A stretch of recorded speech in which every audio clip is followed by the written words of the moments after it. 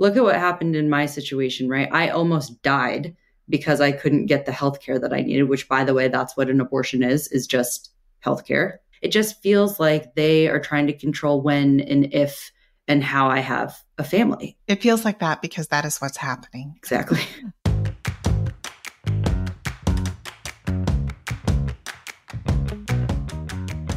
We got to address the suburban women problem because it's real. What do an economist, a microbiologist and state representative, and a fierce advocate for democracy have in common? We're all suburban moms. The far right is trying to win over suburban women by pretending they're reasonable, even relatable. But we're smarter than that. Join us for a political journey through the eyes of suburban women, one conversation at a time. Welcome to the Suburban Women Problem, a podcast from Red, Wine, and Blue. Hi, everyone. Thanks for joining us. I'm Rachel Vindman. I'm Jasmine Clark. Hey, and this is Katie Paris filling in for Amanda this week. And you're listening to the Suburban Women Problem. Welcome back, everyone. We are very excited to be here with you again, having great conversations about what matters to suburban women. Amanda has a very busy April, so she won't be able to join us today, but it's great to have you with us, Katie. Thanks for allowing me to come on. Being the founder of Red, Wine, and Blue every now and then means I get to pop into the Suburban Women Problem podcast, and it's always a highlight, y'all. Well, we're happy to have you. Later in the episode, I will get a chance to share my conversation with Amanda Zurawski. She's been bravely sharing her story about how the Texas abortion ban nearly cost her life. And we had such a deep and personal conversation. But first, we have a lot to catch up on in the news. And we've missed discussing this. We've missed a lot while we've been gone. And I've missed discussing the news with you guys. What stands out the most? So much.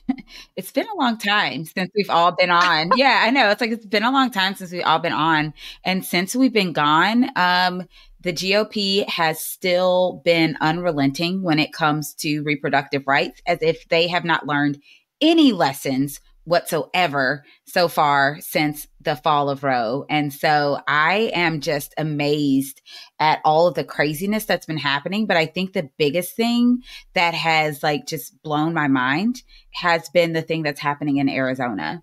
This whole thing about the 1864 law that was basically an abortion ban that has no exceptions except for the life of the mother. 1864, y'all, Civil War times. Arizona was a territory. It was not even a state. It's referred to as the Howell Code. And I am just blown away, not only that the courts said that this is allowed, but I am also equally as blown away that someone decided to go that far back to find a law that they could use to control women. It just blows my mind that someone took the time to look for an 1864 law that they could use to ban abortion in the state of Arizona. So I don't even know how to react to that. It seems like we continue to have these Dobbs moments of 2024. Of course, Roe v. Wade was overturned almost 2 years ago now. That was June of 2022. Alabama felt like one where we had the state court ruling that basically led to IVF being banned in the state and all of the fallout from that. Then we had this latest news in Arizona with this very archaic abortion ban. And we've seen this happen in other states too. Now we also saw in Florida, the state court approve a 6-week abortion ban. But I gotta love the people clapping back at that one for sure, saying that we have enough signatures to put reproductive freedom on the ballot in Florida, which is going to be a really hard fought race, but it's so important in each of these places. And I think it's really easy to get down about all of this news, but we know that every single time they try to do something that is like overturning Roe v. Wade, that women, that all Americans, no matter which state it seems like, stand up and say, hell no, we're not doing that with these ballot initiatives, with elections as a whole. So look, I am ready for the backlash to this. I'm ready to work for it. Yeah. It's coming in November. Yeah. I mean, in Florida, I live in Florida. The most important thing is, in a few weeks, we are going to have a 6-week abortion ban in Florida. So to me, and this is what I always leave when I tell people, the most important thing to me is that women get their rights back. Because between May 1st and whenever we vote in November, lots of women are going to suffer. What's it feeling like on the ground there, Rachel? You are in Florida. I mean, I'm seeing photos of red, white, and blue women in our network, who are really coming together on this. Yeah, it's a galvanizing issue. It feels like we can finally do something in a state where it hasn't felt like that in a long time. I mean, I've only lived here a year, but it's like, okay, now finally, because more than 80%, definitely 70%, probably 80% of Americans do not agree with these laws, which means we are under rule of the minority. The people making laws for us are not in line with the will of the people. Even in a state like Florida, where we have all Republican leadership, it still goes too far. I wonder, and I don't want to get my hopes up, and I'm generally a person who does not get my hopes up. I'm always cautiously optimistic with probably more of a pessimistic side to me. But I wonder how likely we might see the Maryland lands effect in some of these states that are going to have reproductive rights on the ballot, where, there are going to be areas where the GOP thinks they have them on lock. But when reproductive rights are front and center on the ballot, you bring out people who might have thought about sitting out. Yeah. And all of a sudden, these areas that they thought were red enough that they don't need to invest as much, they're a lot more purple than they might realize. And they might even shift to blue when it comes to and a topic as important as this. People are seeing their rights eroded away. This is not even just a woman issue. I knocked on doors last weekend, and when I asked people, men and women, what is their number one issue, or what are some of the issues that are important to them, a lot of them said reproductive rights. A lot of the dads who had daughters it was such a nice day. So we caught a lot of people walking outside or in their gardens and things like that, and they had their little kids playing outside. They have daughters and they are thinking about these things too. So I really, truly wonder if the GOP just does not realize, they're not reading the tea leaves, and they do not see that having reproductive rights on the ballot is going to drive people out in a way that they are not calculating.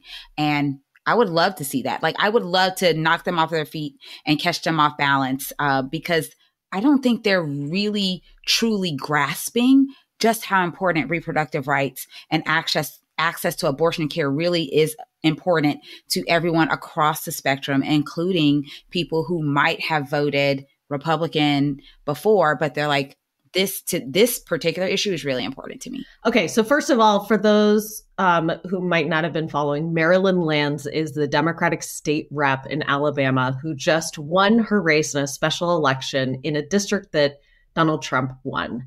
And, she talked so much about reproductive rights, about, IVF, contraception, abortion rights, and that resonated. And so I think the question is, like Jasmine's saying, are we going to see a lot more of that? And based on what we're hearing and seeing, we're thinking so. Can I tell you all about my haircut this weekend? Like, this is relevant.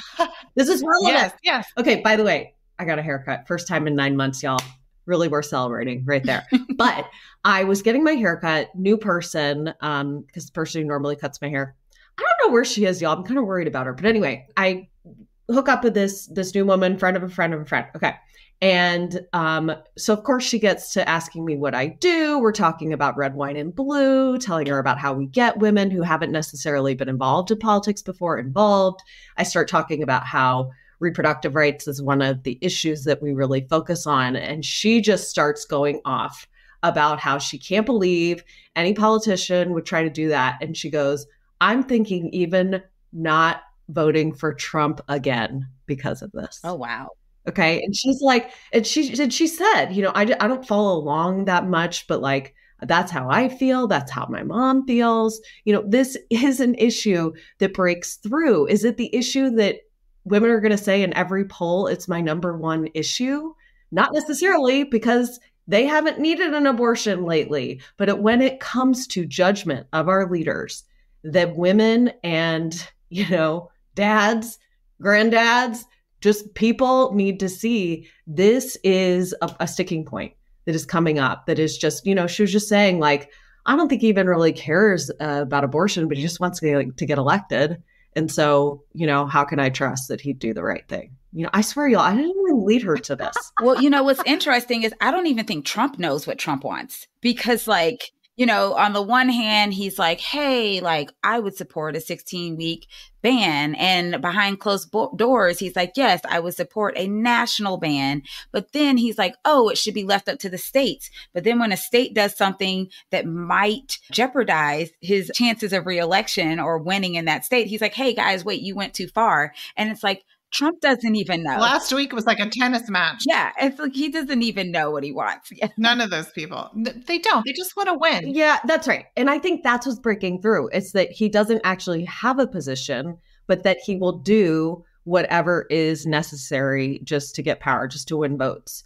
And I think that hit the sort of tennis match of his own beliefs that we saw last night reinforced that he doesn't really believe anything. And we know that voters want leaders who will stand up for something. But this is the big question. We know that every time abortion rights have been on the ballot, they have won. Every time. The big question in 2024 is what impact is this issue going to have on candidate elections from the very top of the ticket all the way down to these so important state rep races and other local races? You just wrapped up your session, Jasmine. Tell us about it. What stands out? Again, this is like picking your favorite child. Please tell us. Wrap up. How long is the session? 8 weeks. I need you to do it in 30 seconds. Go now. It's so many things happen during our session, but I want to celebrate the small victories because I do think that that's important to do. We had over 20 something bills introduced in our session that would go after trans children or LGBTQ children. And while we did some of those bad bills did get across, zero of the anti-trans and anti-LGBTQ bills got across. Again, I think that Republicans are starting to realize that going after vulnerable populations is not a winning message in 2024. It never really was a winning message, except for in the deepest, darkest corners of the wherever. Mm-hmm. But for the most part, they're starting to recognize, at least in Georgia, that we're not going to win elections on these things. Okay, Katie, we need an update. What's going on with Red, White, and Blue? What's going on in the trenches? What are you doing and what can we do?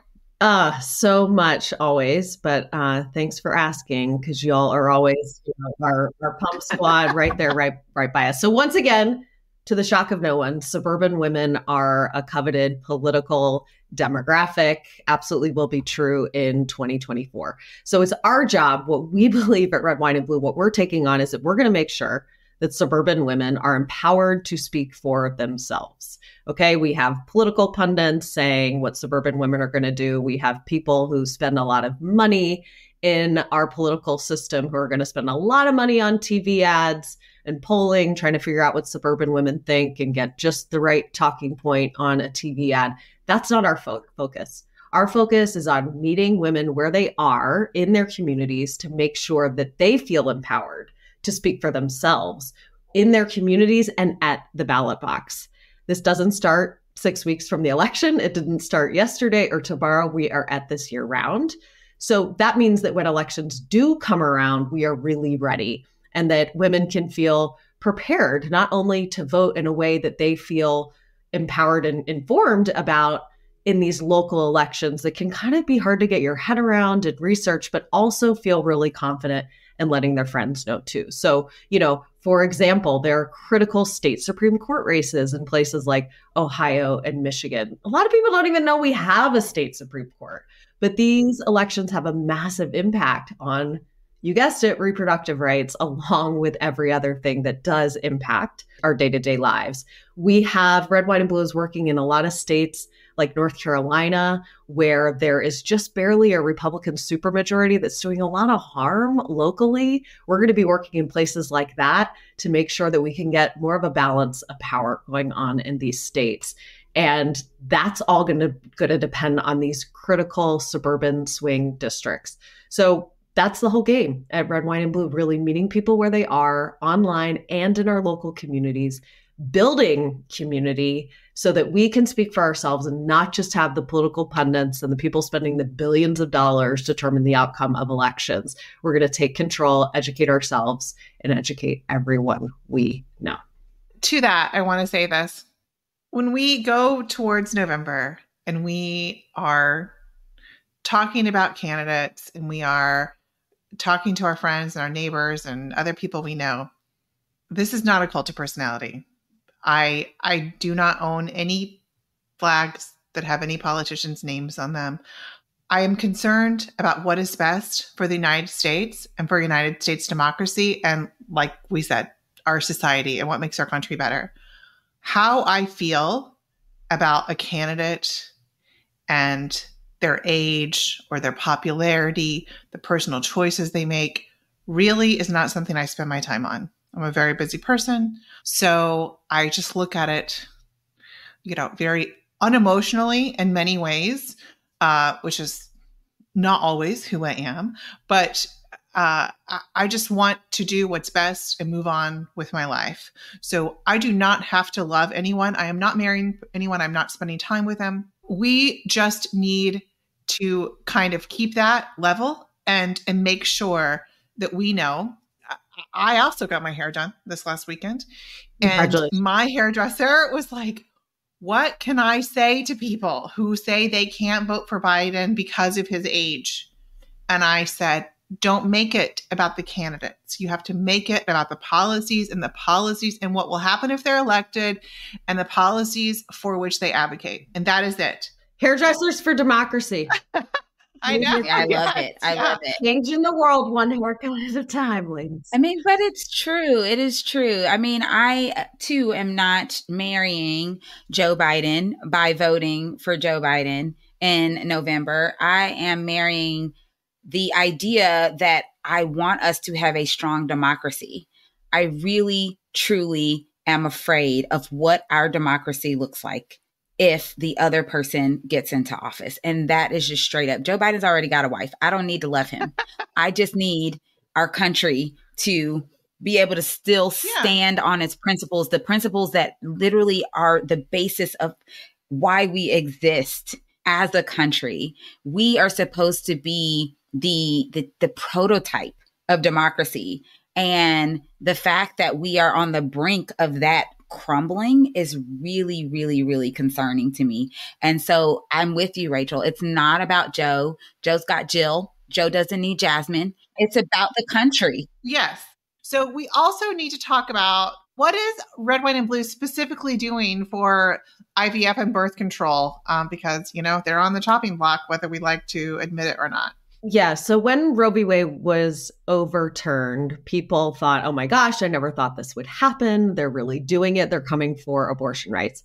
But it's not just abortion rights. Clarence Thomas on the Supreme Court said at the time that really this is just the beginning, that other things, including the right to contraception, also needed to be looked at again. And that is exactly what we have seen Republicans doing all across this country.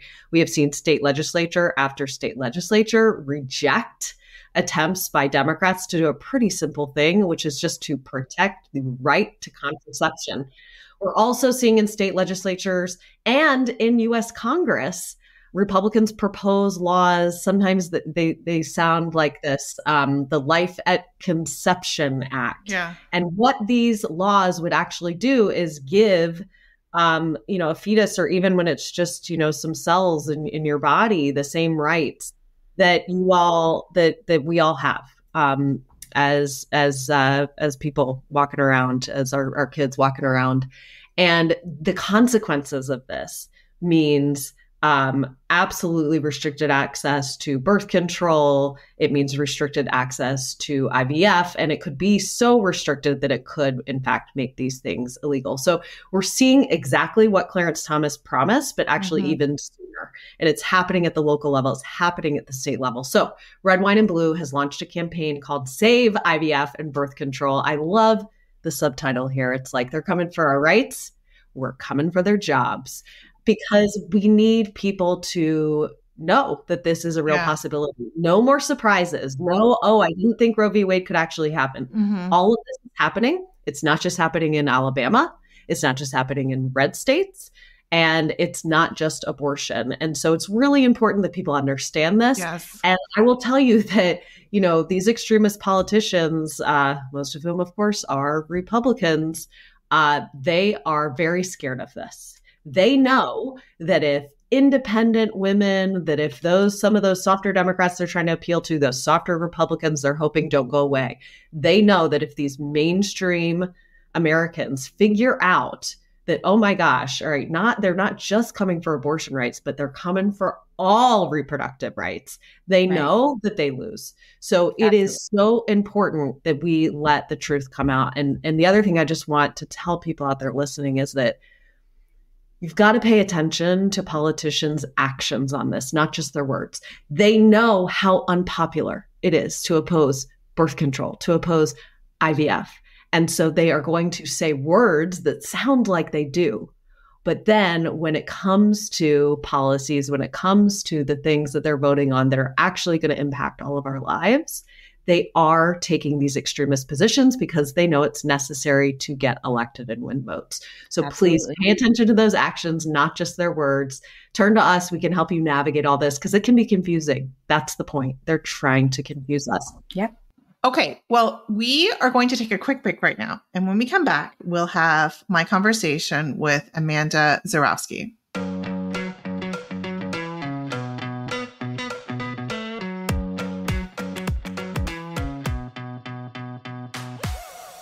We are so glad to be back with you for a brand new season of the Suburban Women Problem.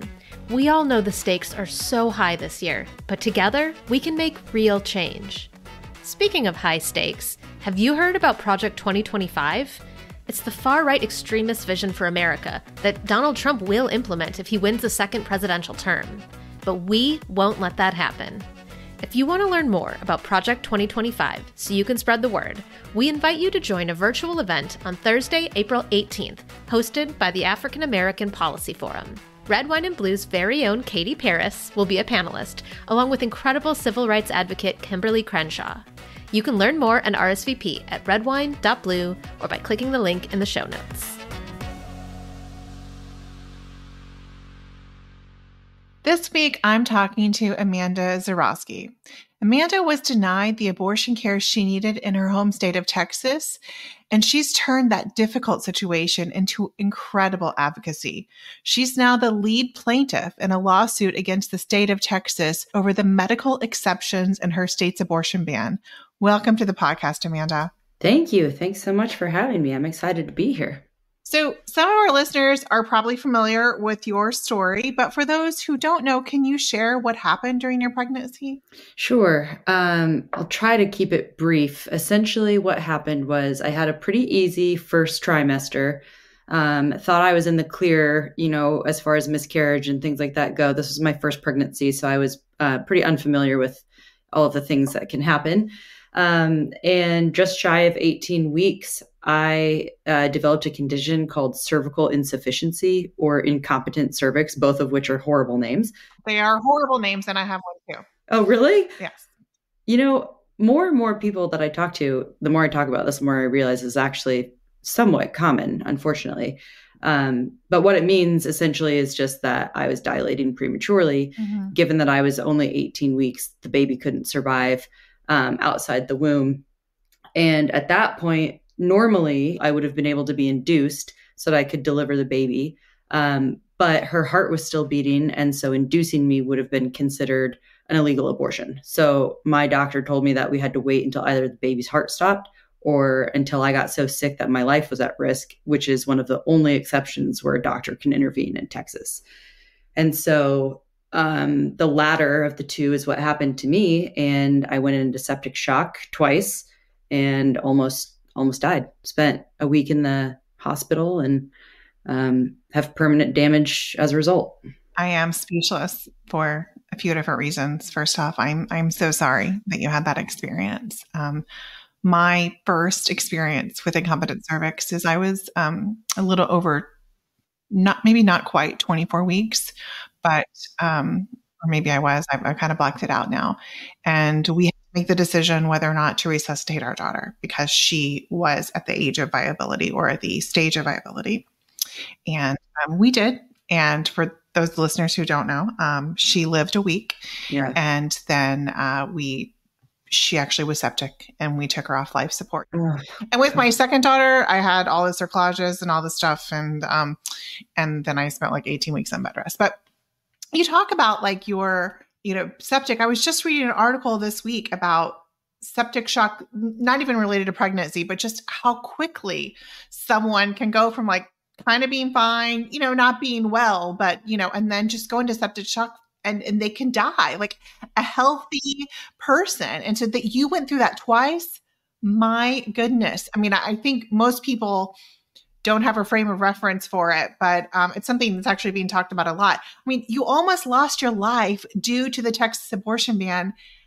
And now you're such a strong advocate for reproductive rights. What was the moment that you realized that you had to do something? It happened very early on. I was actually still in the hospital. I had been, I survived. I turned a corner. I was starting to feel better. But I was still in the hospital when my husband and I were talking about it. And we just kept saying, like, we can't believe this happened. How is this our reality? We have health insurance. We live in a big city with great healthcare. It's 2022. How is this reality? And we got to talking about all of the things that we had in place, all of the parameters that helped me survive, essentially, like some of those things I mentioned. And we were saying, for folks who aren't as quote unquote lucky as me, like they're going to die. People are going to die. And so we started speaking out right away. Obviously, we had no idea how much of a snowball effect this would have. But we shared our story for the first time 10 days after I was discharged from the hospital. And that's kind of what started everything. And then it just kept growing from there. Well, because of my personal history and my interest in this topic, I have followed your story for a long time. And I know a little bit about the courage it takes to speak out and the blowback, and then also combine that with such a intensely personal time and going through grief. So let me just say that I admire you so much for doing that. And I also think more women need to do it because people need to understand this affects everyone. And that's why what you're doing is so, so very important. But I know it comes at a cost. And I just want to say, I see that, I recognize it, and I really appreciate it. Thank you for saying that. I really appreciate that because I think a lot of people forget that at the heart of all of this is loss and grief and trauma. And it has not been easy, but it's so important to me. And that's why we carry on. We have to. Yeah. I mean, if we don't, then just more people are going to suffer. And exactly. That's just the reality. So it's one or the other. And we don't want people to go through anything like this. I mean, what is the current status of Zurawski versus the state of Texas? What happens next?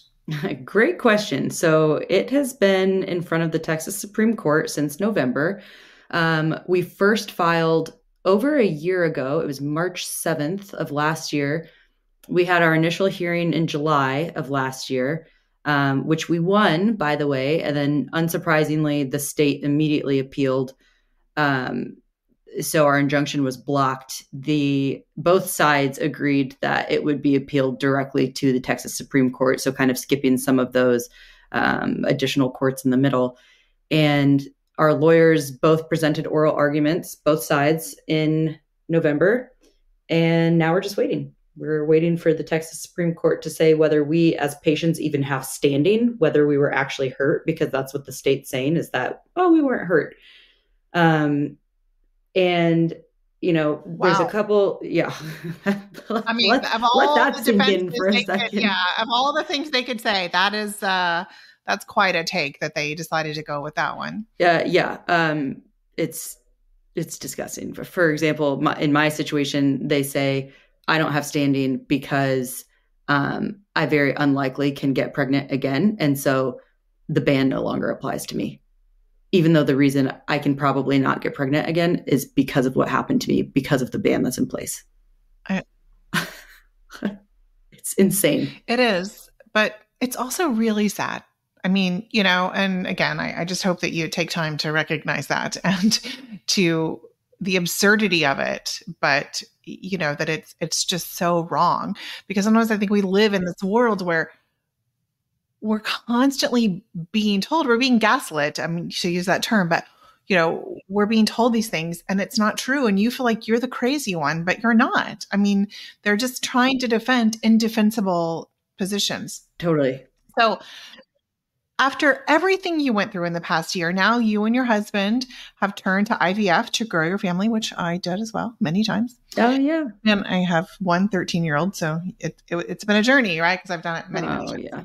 But with recent news out of Alabama, where extremists are trying to outlaw IVF, you've said you're worried about access in Texas also. What did you do when you heard about the news in Alabama?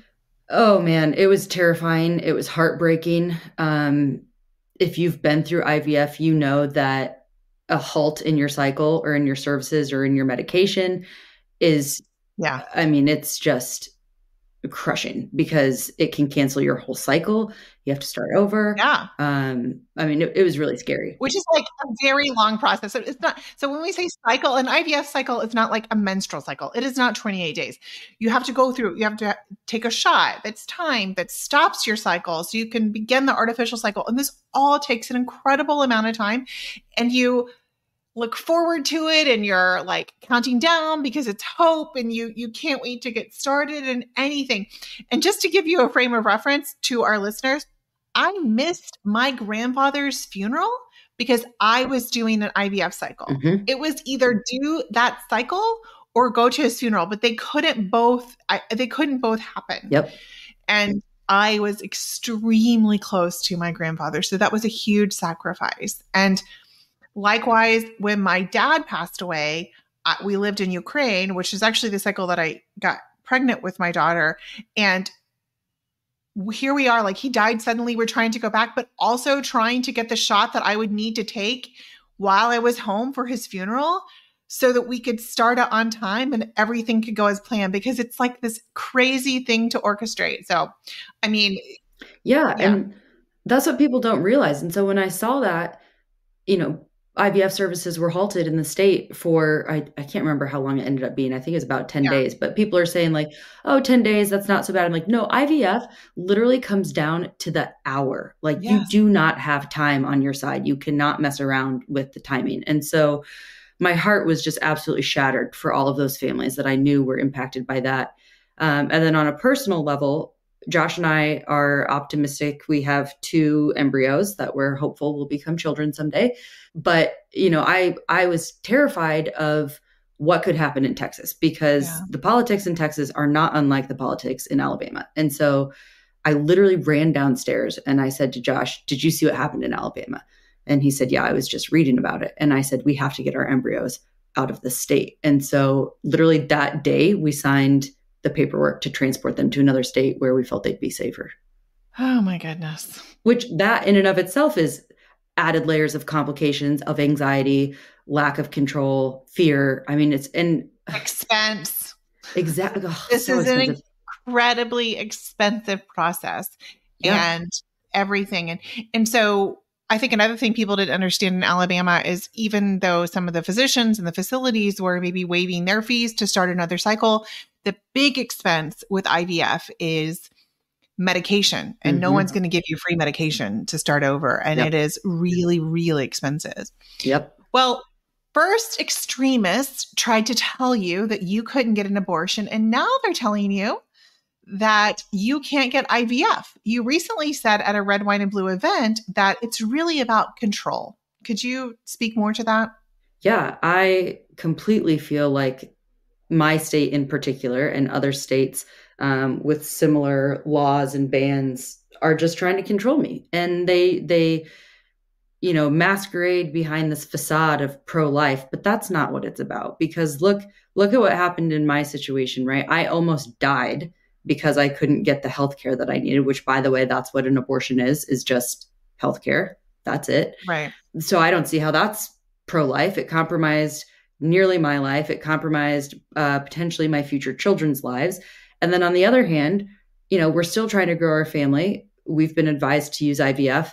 And extremists are saying, we should be able to have a say in how you use IVF, when you use it, if you can use it. It just feels like they are trying to control when and if and how I have a family. And it's not their business, and they need to stay out of it. It feels like that because that is what's happening. Exactly. It is about control, and they want that control. They alone want that control. When we talk about reproductive rights, we often focus on access to abortion for unwanted pregnancies, but in your case, you want to grow your family. What would you want our listeners to take away from your story? I think what's most important is that when we're talking about reproductive rights and we're talking about bodily autonomy, it's not just about abortion. I think people are starting to see that now with, what happened in Alabama and IVF access, but it's not just that either. I mean, it's contraception. It's medication that you need. It's potentially surrogacy, which is something that my husband and I are going to need to pursue. And, even if you're not of the age where you're thinking about starting a family yet, if you think these things don't apply to you, they do. They impact everyone, men, women, all races, all ages, all socioeconomic backgrounds. And I really believe that extremists will stop at nothing until they have complete control over our reproductive rights.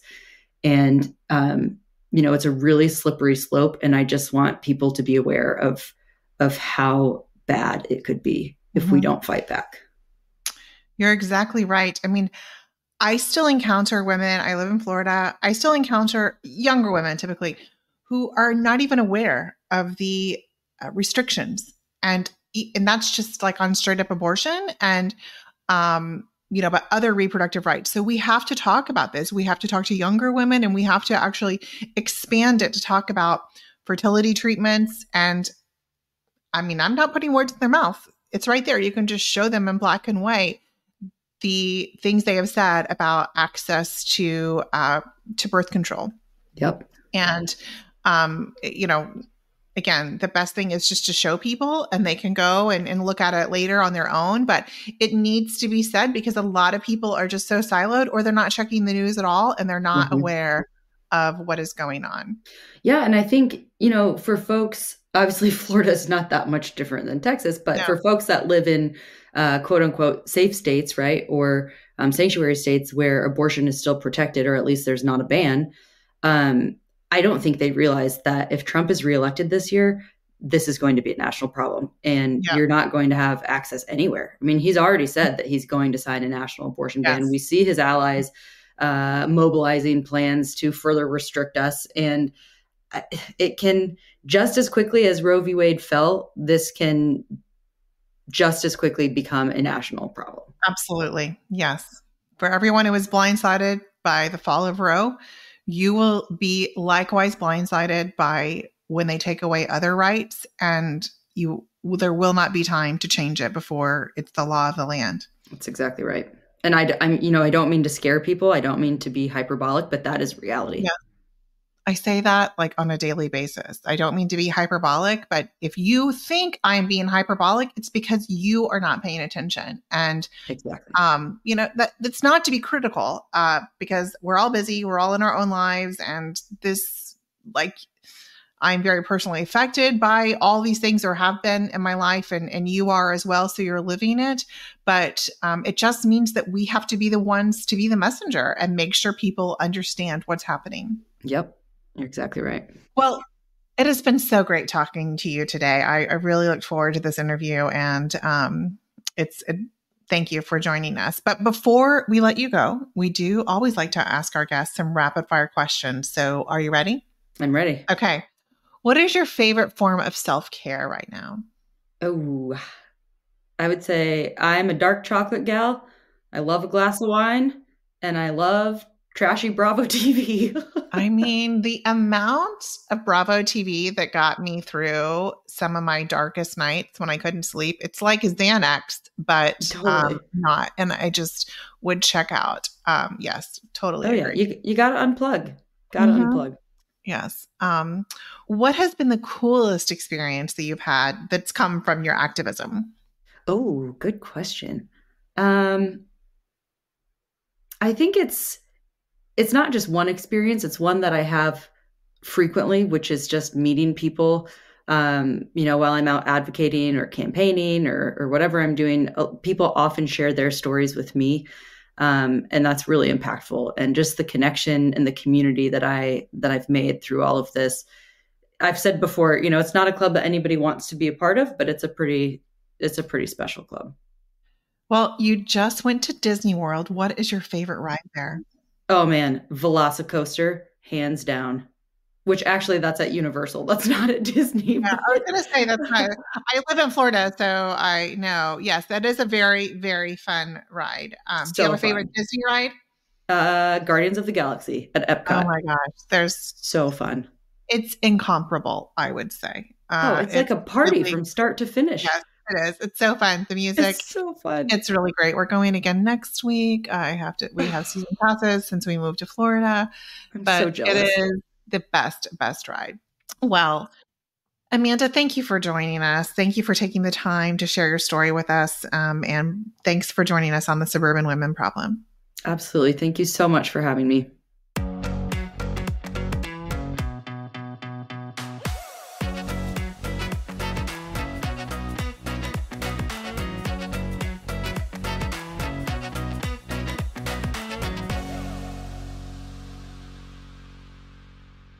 Welcome back, everyone.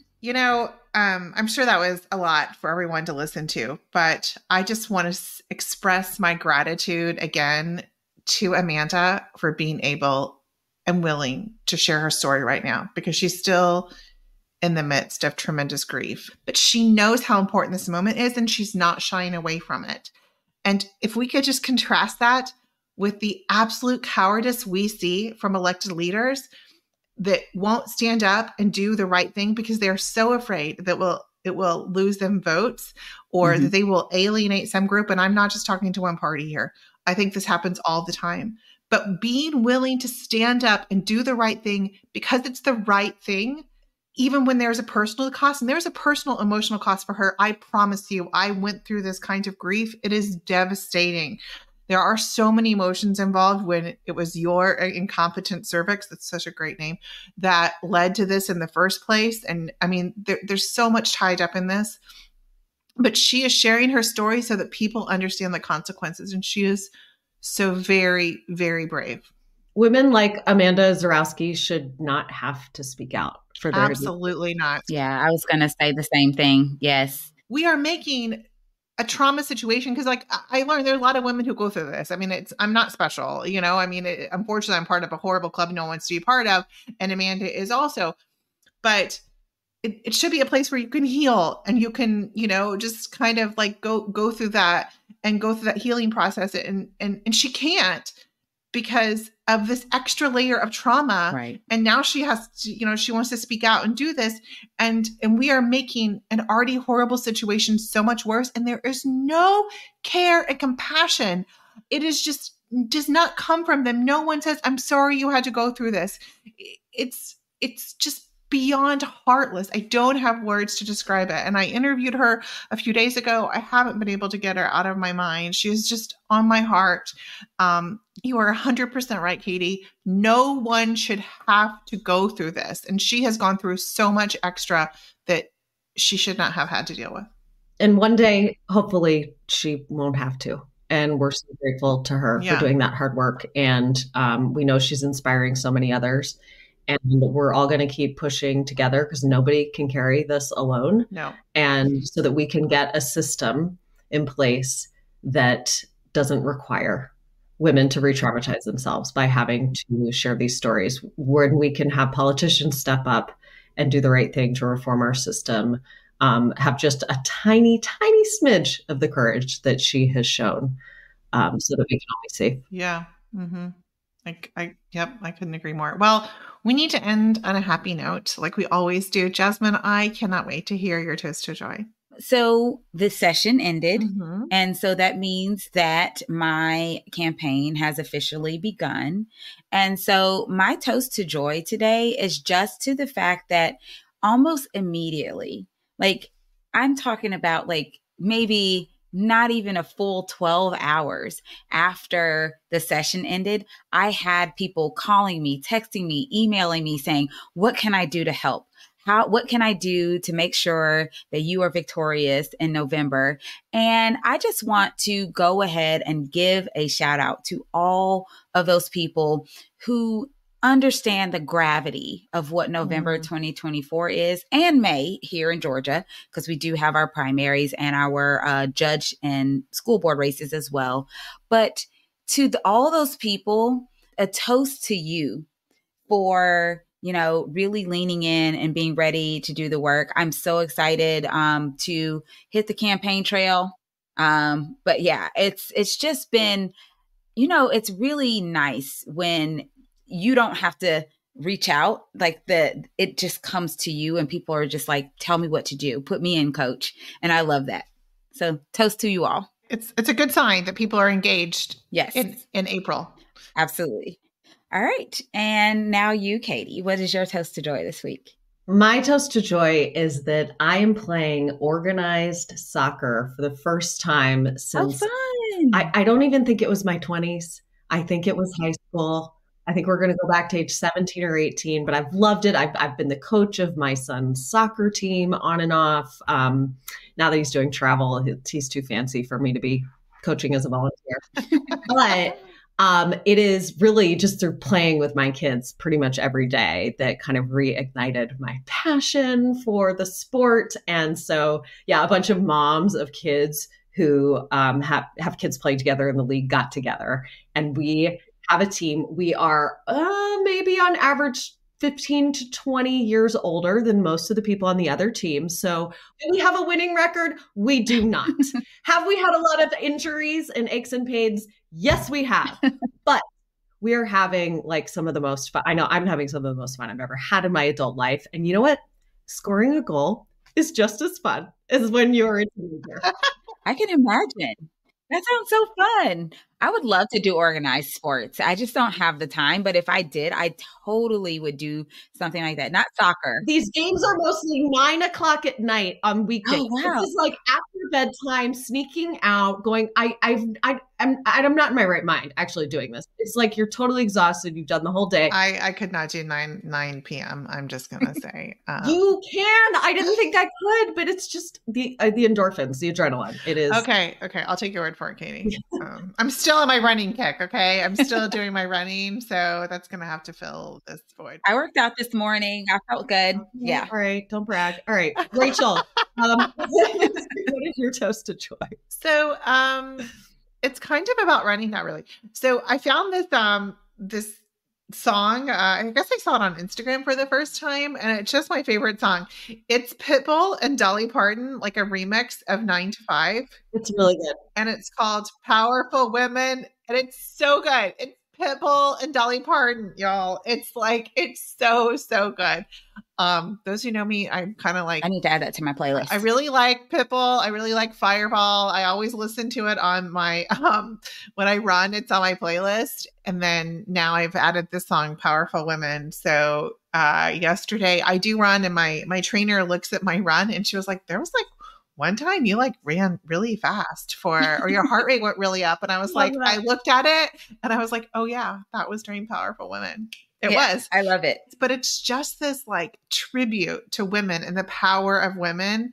And it gets me every time. I love it. Maybe I'll play it while I warm up for my soccer game. You should. I was really just thinking, that sounds like a good pump song. Those 25-year-olds are going to be like, what is even happening? She's so empowered. Yes. Get out of her way. Yes. Okay. Now you have to just take your portable speaker and do it. All right. Well, thank you so much, everyone, for joining us today. We're so excited to be back, and we will see you again next week on another episode of the Suburban Women Problem. The Suburban Women Problem was created by Red, Wine, and Blue. Our producer and editor is Amy Thorstensen. Our project manager is Lindsay Quist, and our editorial assistant is Abigail Martin. For more information about upcoming events and trainings, or to learn more about Red Wine and Blue, follow us on social media or at www.redwine.blue.